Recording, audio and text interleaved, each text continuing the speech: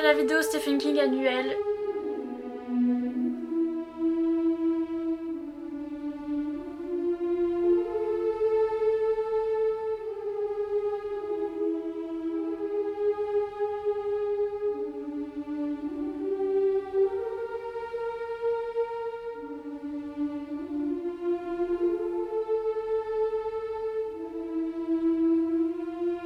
On s'en fout mon gars, on s'en fout. Donc Stephen King il a dit aucun effort.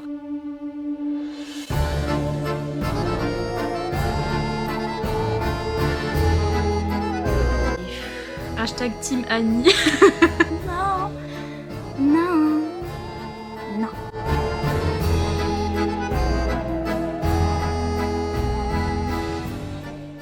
Bouh, c'est moi. Ça y est, c'est Halloween. Je sais pas ce que je fais là. J'ai remis la petite chauve-souris sur mon cou et j'ai refait le maquillage d'Halloween. Regardez, incroyable. Fantastique. Je me suis dit que cette année avec j'ai fait avec un liner liquide, je me suis dit que ça sera mieux. Ce côté là ça va, ce côté là en fait je l'ai fait parce que j'avais fait ce côté là sans faire exprès. Vous êtes ici pour les tutos make-up, je le sais pertinemment, c'est voilà les plus beaux tutos make-up que vous ayez vu de toute votre vie, je sais. Bonsoir, c'est la vidéo Stephen King annuelle, oui. Je me fais mon propre générique parce qu'on n'en a pas. Mais donc c'est la vidéo Stephen King annuelle, si vous êtes là depuis belle lurette, si vous êtes là depuis à peu près le début de ma chaîne, vous savez que je suis bête déjà, de 1, et de 2 que j'ai acheté 27 livres de Stephen King en anglais. Oui, non mais oui. Tout ça parce que en fait c'était des éditions spéciales qui formaient un arc-en-ciel. Ça fait un arc-en-ciel! Alors est-ce que je lis du Stephen King? Bah non. Mais du coup si, une fois par an. Et c'est tout, parce que sinon je suis spécialiste de tout ce qui est romance, etc. Tout ça, la romance paranormale, la bitolita, bref. Si vous savez pas ce que c'est bitolita, c'est un genre littéraire qui est en fait la romance paranormale et normalement ça se dit bitolita. Mais sauf que j'arrive pas à le dire alors je dis bitolita. Bref, là j'ai juste envie de lire plein de bitolita, plein de trucs loup-garou, vampire, romance paranormale, machin. Mais on doit lire chaque année parce que je me suis dit j'ai acheté quand même 27 livres de Stephen King. Mais je les regarde là. Mais je vais bien devoir quand même les lire un jour. Justifier mon achat parce que bien sûr j'ai acheté juste parce que ça faisait un arc-en-ciel et c'était joli. Mais comme je l'ai dit sur internet c'est un peu la honte maintenant et donc du coup je suis obligée de les lire. Parce que c'est pour me justifier un petit peu. Et donc je me suis dit bon bah je vais en lire un par an. Et l'air de rien, on y arrive, on y arrive. Il y en avait 27 au début, j'en ai lu déjà 4. J'en ai lu 4. Bravo. Donc le 5e aujourd'hui. Vous êtes prêts à voir quel est le Stephen King de l'année? Je suis en train de faire un drum roll mais j'arrive pas. Vous êtes prêts? Il est bleu, insupportable, parce que tout est jaune, tout est spooky machin, et ça c'est bleu, non mais bref, mais ça fait partie de l'arc-en-ciel. L'année dernière c'était Kujo, d'ailleurs Kujo, il était jaune, ça aurait été parfait avec mon maquillage et tout, enfin bref. L'année dernière j'hésitais déjà entre les deux, entre Kujo et Misery, et tout le monde me disait lis Misery, et alors du coup j'ai lu Kujo, voilà. Cette année je me suis dit Misery parce qu'en fait je lis les plus courts d'abord. Donc voilà, Misery c'est celui que tout le monde m'a recommandé, celui que je devrais le plus aimer normalement. Ça va être dur mais oui. C'est celui normalement qui parle d'un écrivain qui écrit des livres. Incroyable. Et en fait il a une fan complètement zinzin qui va le kidnapper je crois et lui faire vivre un enfer pour avoir je sais pas si elle veut la suite du bouquin ou si elle le kidnappe juste par plaisir. Déjà le prémisse me fait bien rire parce que tout à fait moi quand j'ai fini un tome 1 et que le tome 2 n'est toujours pas écrit, très envie de kidnapper les autrices et de leur dire écrit. Déjà c'est rigolo. Ensuite il est pas trop long. C'est écrit petit la dédane. Mais regardez-moi ça, oh mon dieu. J'ai prévu l'audiobook hein, parce que oui. Seigneur Jésus. C'est la fin ça? Non c'est pas la fin. Ça c'est la fin. Putain, ça sent vraiment les vieux livres, tous mes trucs. Ils sont tous d'occasion. Je les ai achetés sur internet mais ils venaient de petites librairies en Angleterre. ou de particuliers ou quoi, et c'est des livres on peut que les trouver d'occasion parce qu'ils sont plus imprimés. Si jamais, c'est l'édition Hodder qui date de 2005, voilà. J'ai principalement trouvé sur ABEbooks. .com ou .fr, c'est la même chose, qui est un site de revente de livres d'occasion. Donc voilà, 369 pas. Bref, oula. Oh, il y a des passages de livres. Interesting. God bless l'audiobook. La fille qui a complètement une chaîne qui parle de livres et qui est à fond dans les livres, mais un livre qui parle d'un livre, elle a... Non, c'est juste, c'est Stephen King. J'espère que celui-là sera bien. Franchement, Carrie, j'avais bien aimé parce que c'était court. Pet Sematary, franchement, j'avais bien aimé parce que c'était... À chaque fois, je dis j'ai bien aimé alors que j'ai pas aimé. Ce que j'aimais bien dans Pet Sematary, c'était qu'il y avait un chat creepy là. Et il me faisait rire, le chat, c'était censé être un chat fantôme, machin. Et il me faisait rire, mais je vous jure, un truc pas possible. Bon, par contre, le truc paranormal était pas trop bien géré. Et... Bref, coup de jauge, ça aurait pu être bien mieux. Et j'avais pas du tout peur du chien, donc bon. Parce qu'en même temps, j'avais le mien avec moi, de petit chien qui est gros comme ça.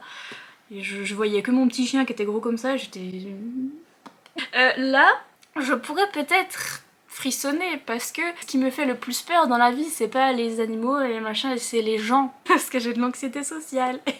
Et donc ça se peut que j'ai peur de la madame qui devient zinzin, ou alors je vais m'identifier à elle. Ça se peut aussi. Parce que je suis zinzin moi-même. J'espère que ce sera pas trop ennuyant. Bon, je sais que Stephen King, voilà, ça part dans des descriptions de 5 milliards d'années. Et des fois, il nous sort une histoire des voisins au bout de la rue. Et il nous explique toute la backstory des voisins, de comment ils se sont mariés, comment ils se sont rencontrés, gna gna, ils ont des enfants, ils font ci, ça, ça. Et quel est le but? Zéro. Il y a zéro but, zéro intérêt, parce que les voisins on les revoit plus du tout et on sait peu, voilà, juste on sait leur vie et on s'en fout, il leur arrive rien, on les revoit plus dans l'histoire, ça sert à rien. Et donc pour l'audiobook, du coup, j'ai trouvé l'audiobook sur Nextory. Oh, j'ai ma petite carte Nextory, regardez. Comme ça, vous voyez comment ça s'écrit. Donc si vous voulez utiliser mon lien Nextory, parce qu'en fait je vous rappelle c'est une petite application qui vous permet de lire des livres en e-book et en audiobook sur l'appli directement, et en fait moi j'ai un lien dans ma barre d'infos où il y a écrit Nextory et vous avez mon lien qui vous permet d'avoir 45 jours gratuits, alors que si vous allez normalement sur le site vous avez genre 14 jours d'essai, un truc comme ça, mais avec moi vous avez 45 jours gratuits. C'est que 10 € par mois sinon.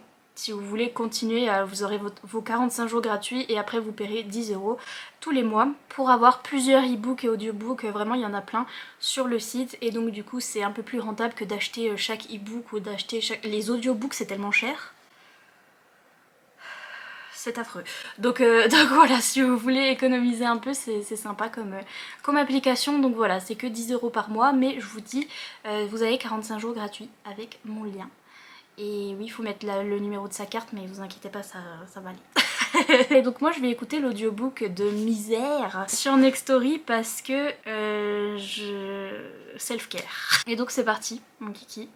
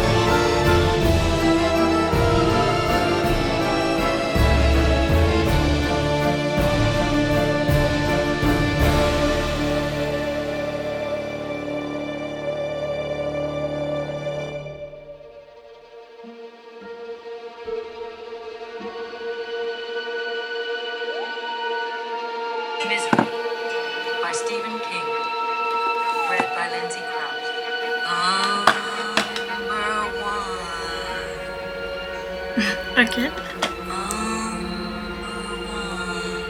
Mhm.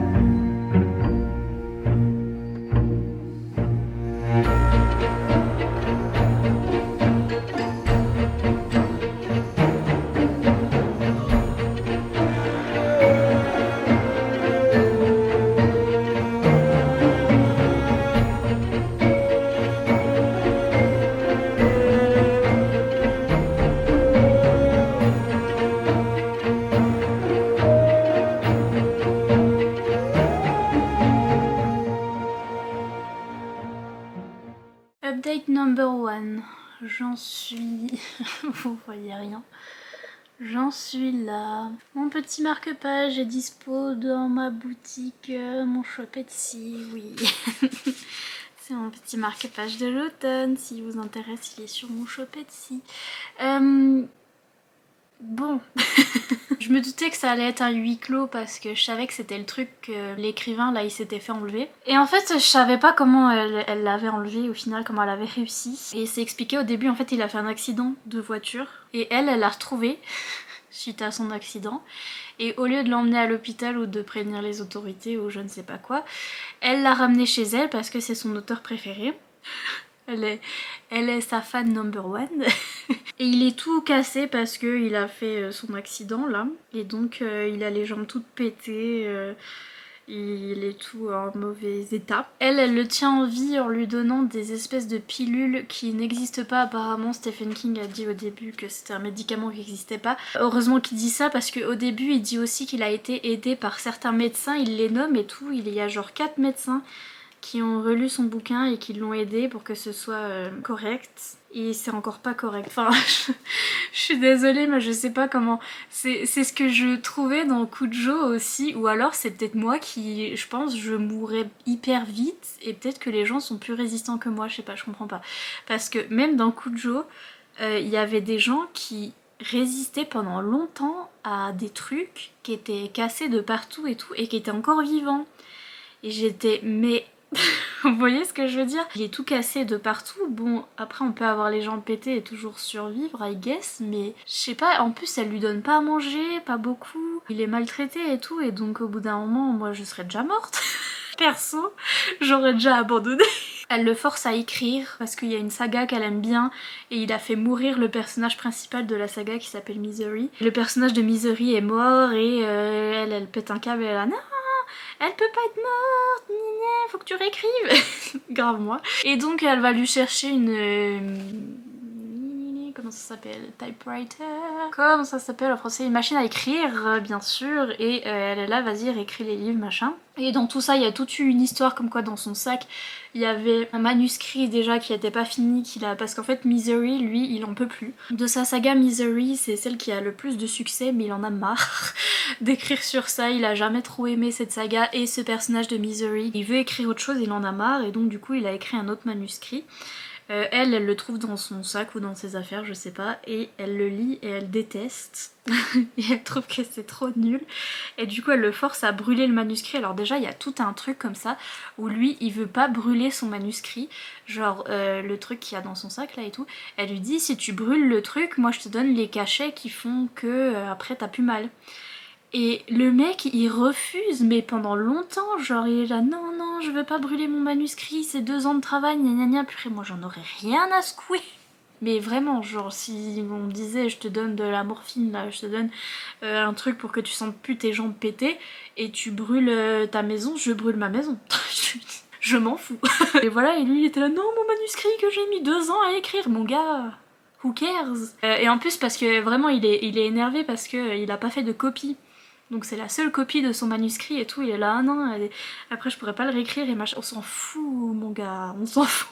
Donc il finit par le brûler, après il prend les cachets, ça va mieux, ben oui, mais il a mis bien du temps. Puis là elle lui donne la machine à écrire, elle lui dit d'écrire, donc il est toujours avec ses jambes pétées. J'imagine qu'il a plus que ça, mais tout ce que j'ai compris c'était que les jambes étaient pétées. C'est pareil, genre vraiment j'aurais abandonné, lui je sais qu'il va se mettre à écrire et machin.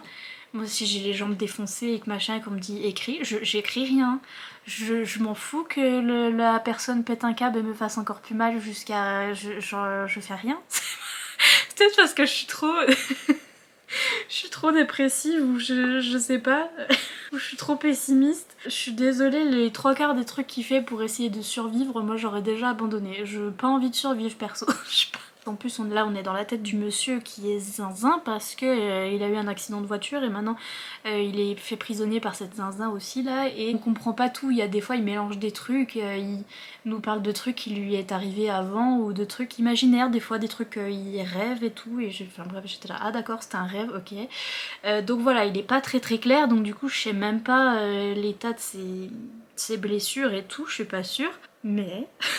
J'imagine qu'au bout d'un moment, ça peut peut-être empirer, non? Je sais pas, les infections, les trucs comme ça. Bon après, il dit que ce médicament n'existe pas, le médicament là, qu'elle lui donne et auquel il est accro. Apparemment lui fait oublier la douleur et le booste un peu. Donc Stephen King il a dit aucun effort. Je vais inventer un médicament qui n'existe pas et qui le fait rester en vie et let's go. Et c'est tout.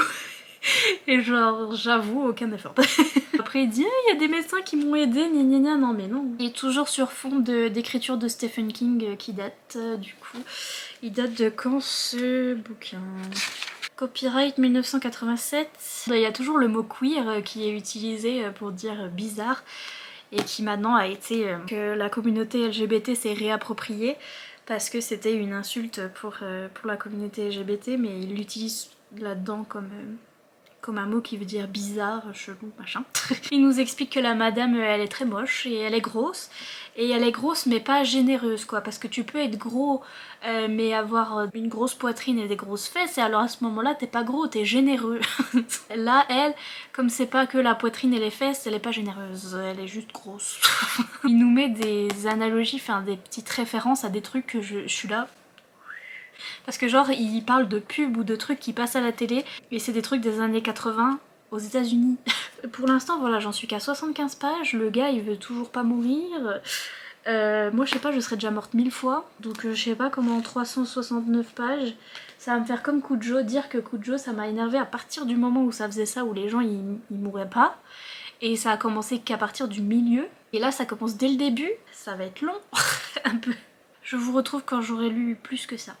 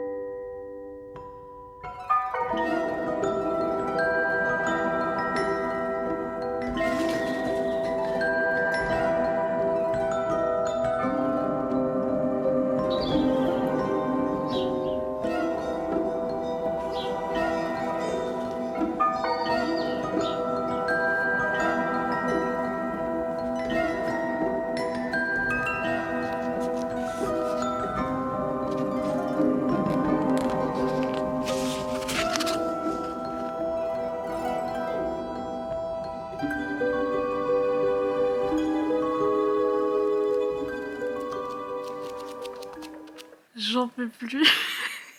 Je relate, mais alors mais tellement au personnage de Annie. Genre oui la kidnappeuse. Oui la zinzin kidnappeuse, c'est moi. C'est un peu moi. Je me retrouve dans ce personnage.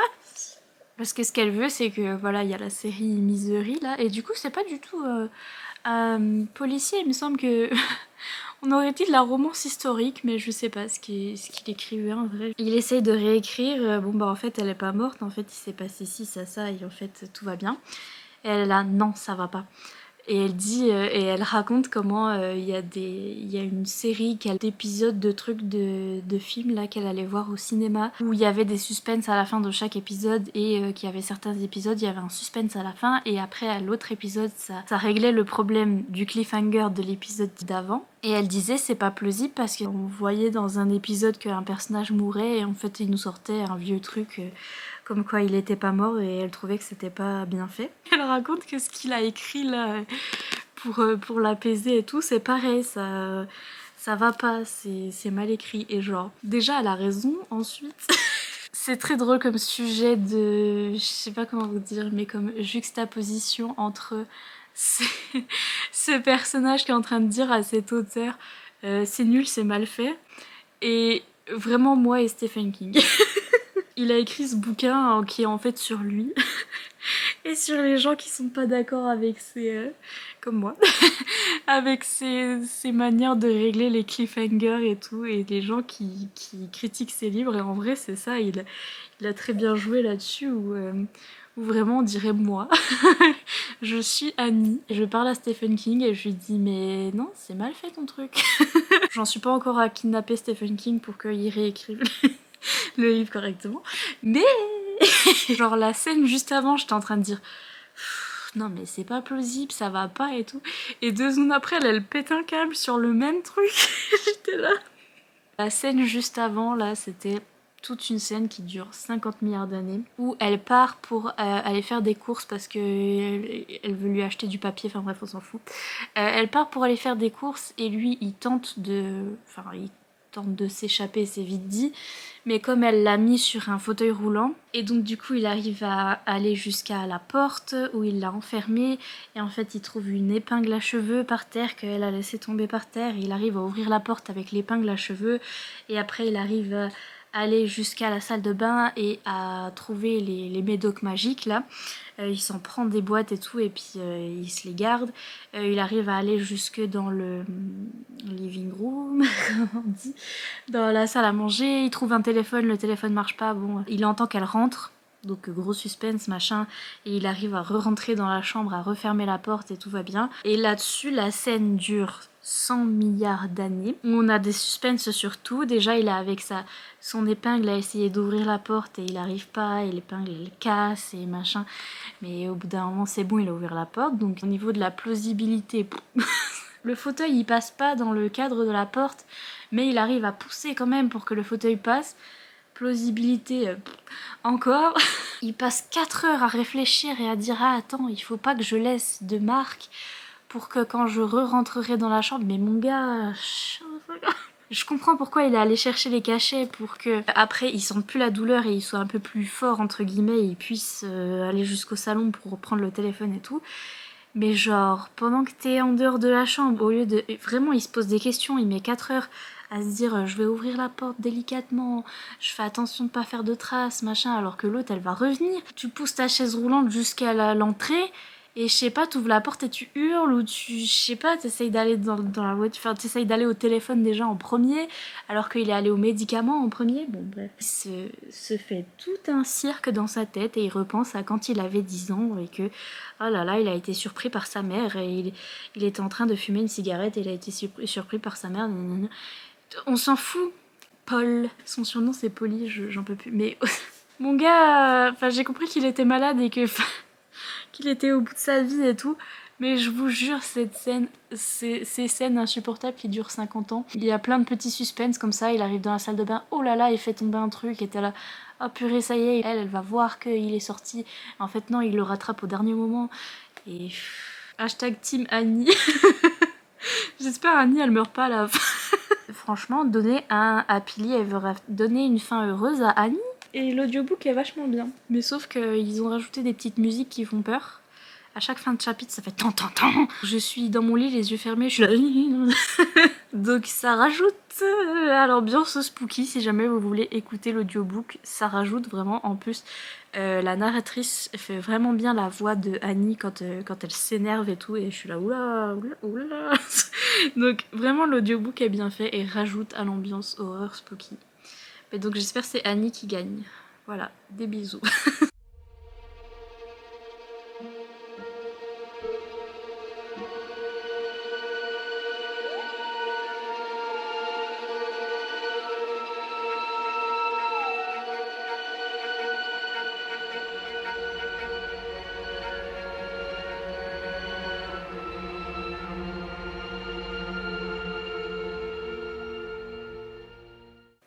Bon, mon pote Stephen.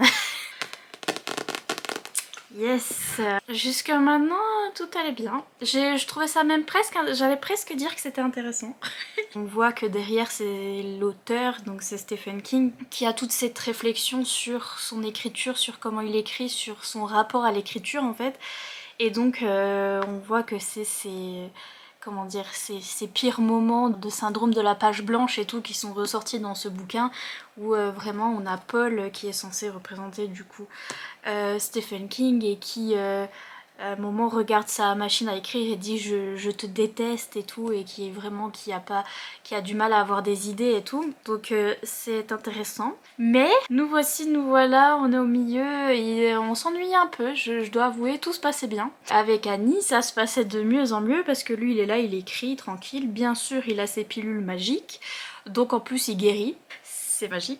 Et puis tout se passait bien, tout le monde était content et d'un coup Annie a un épisode dépressif et c'est parti pour se servir de la santé mentale comme intrigue, comme plot et comme truc qui fait peur. En tant que moi-même dépressive, j'apprécie pas tellement le truc dans lequel ça part là, c'est qu'elle devient zinzin, elle est dans un moment dépressif, alors elle veut absolument se suicider, elle se fait du mal et machin, et lui il a peur parce qu'il se dit bon bah ma vie dépend d'elle, et donc si elle devient zinzin et qu'elle a envie de se suicider et de me tuer après, bon voilà je suis dans le 1, et donc c'est ça qui est censé faire peur machin, et Stephen King nous sort des trucs comme quoi, enfin, il sort des phrases un peu lambda où il, comment dire, il dit que l'auteur il s'est renseigné sur les psychoses en écrivant son bouquin, donc Misery, il est allé dans un hôpital psychiatrique je crois ou un truc comme ça pour voir les zinzins dans l'hôpital psychiatrique pour se renseigner pour son bouquin, et qui savait que les zinzins se comportent comme ci, comme ça, comme ci, comme ça, et qu'il reconnaissait très bien en Annie qu'elle était atteinte de psychose, et il fait son petit diagnostic, notre petit poli là, c'est let's go, et il dit ouais c'est normal, ces personnes là elles partent dans des moments dépressifs où elles se font du mal et tout, et après ça finit en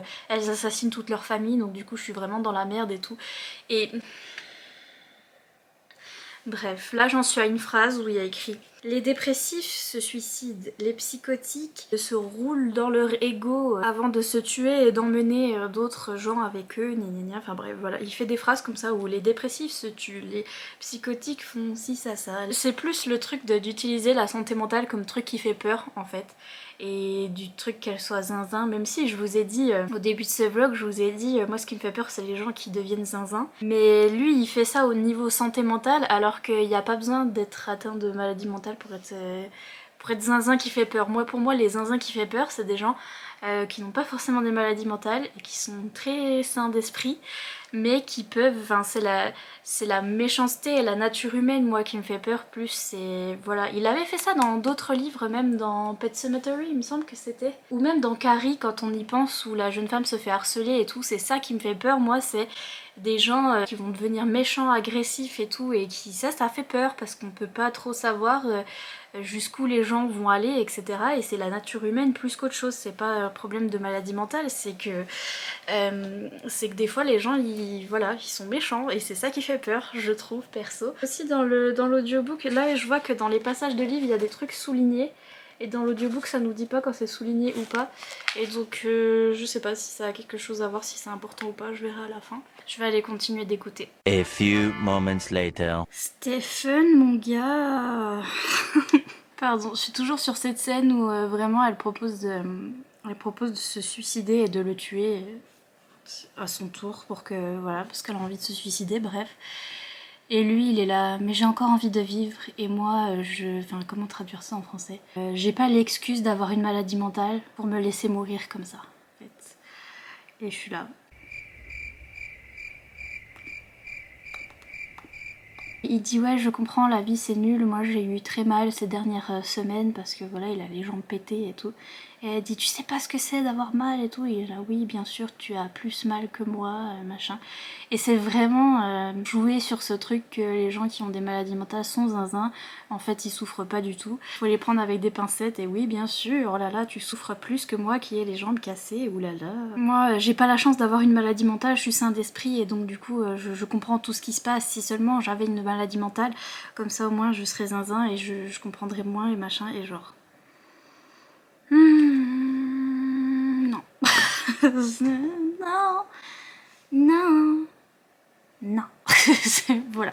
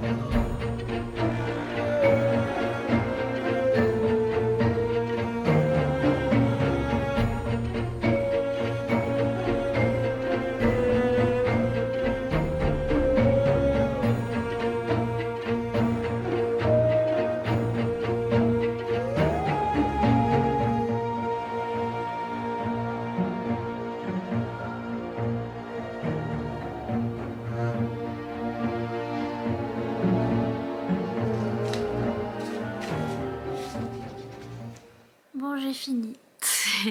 Merci l'audiobook, je l'ai lu en un jour ou deux. Mais donc, bon, bref. Depuis la dernière fois que je vous ai laissé, il y a eu encore 2-3 fois le mot en N. Voilà, le N-word, hein, vous voyez.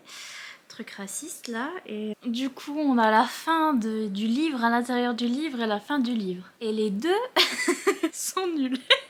D'ailleurs ça me fait trop rire parce qu'en vrai c'est des romances qu'il écrit, j'en peux plus, vraiment grave moi Annie. C'est qu'il écrivait des romances sur Misery là qui est un personnage, une héroïne. Il écrivait ses romances et tout et puis à un moment elle meurt.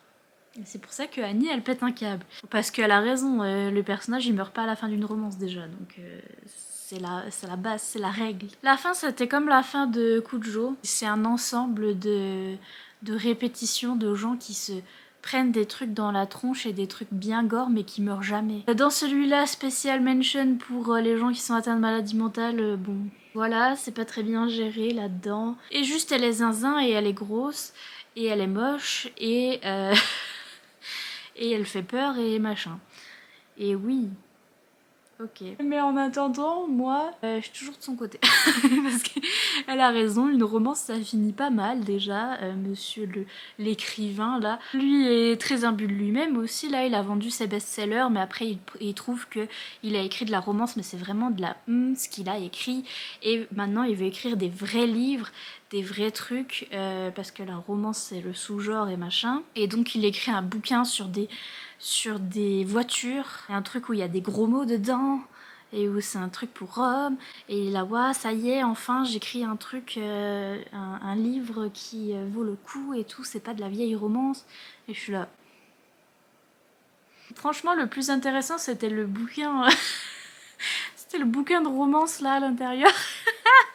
Même si à la fin ça part en cacahuète parce qu'elle lui demande de réécrire un truc bien et en fait il réécrit comme quoi Misery elle ressuscite, elle sort de sa tombe, gna gna gna, truc un peu zombie et tout. Et c'est même plus une romance, c'est même plus bien. Donc il est tout content d'avoir écrit ça, mais non, je suis désolée. C'est pas comme ça qu'on écrit une romance. Bref. J'ai cru qu'en plus ça va avoir avec quelque chose, parce que dans le bouquin, des fois il y a des passages qui sont surlignés, des passages du livre qui est dans le livre.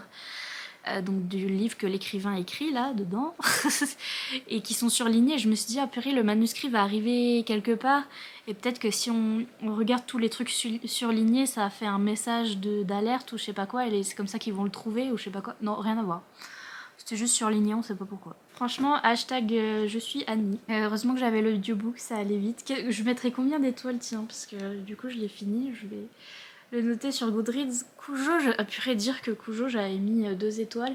Là, alors là... En plus avec le truc sur la santé mentale, il n'y a rien qui va.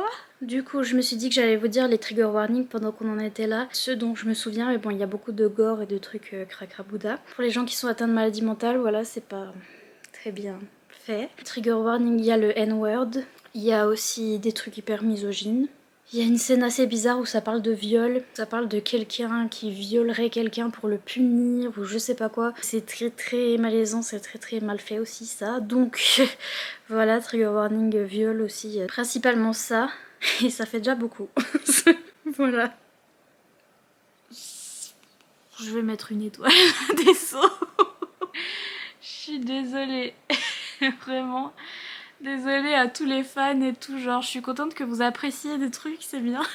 Genre, quand, voilà, c'est un peu les gens quand ils viennent sur ma chaîne et qu'ils voient que je lis des romances qui, pour eux, s'ils aiment pas la romance, c'est complètement nul ce que je lis. Ils me disent bon bah c'est bien si tu enjoy, genre si tu aimes tes livres, c'est cool pour toi, mais moi je trouve que c'est nul, voilà, les gens disent ça. Bah moi pareil pour... Il y a eu une étoile parce que genre...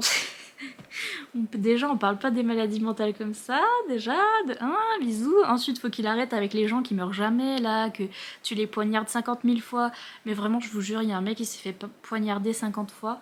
Et d'un coup il est au sol, donc on se dit bon bah il est mort. Puis après il se relève et oh, ça va, il y a un moment.